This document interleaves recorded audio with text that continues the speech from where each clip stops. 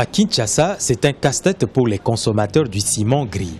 Le prix de sac de cette matière a connu une hausse de plus de 50%. Vendu entre 10 et 11 $ il y a quelques semaines, le ciment gris se vend à ce jour à 16 $ dans la capitale congolaise. Une situation difficile pour les consommateurs et les opérateurs pour qui ces produits constituent une matière première. Le brick que j'ai vendu auparavant, quand c'était à moins cher, à 800, 900. Pour le moment, je suis maintenant à 1000 francs. Mais malgré ça, il n'y a pas de clients.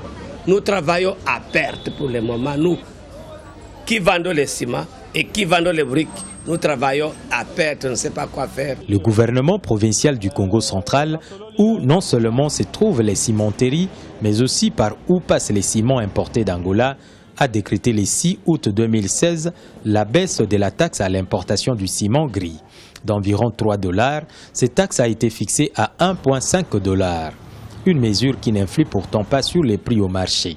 Pour le gouvernement de la République, l'importation de ces produits représente une menace pour l'industrie locale.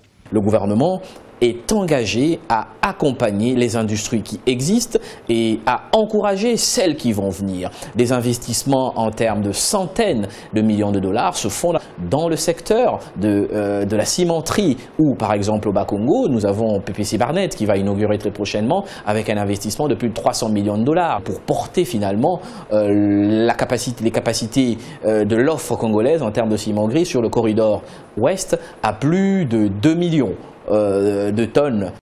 Le prix du sac de ciment gris a été fixé à 12,5 $ de commun accord entre le ministère de l'économie et la Fédération des entreprises du Congo.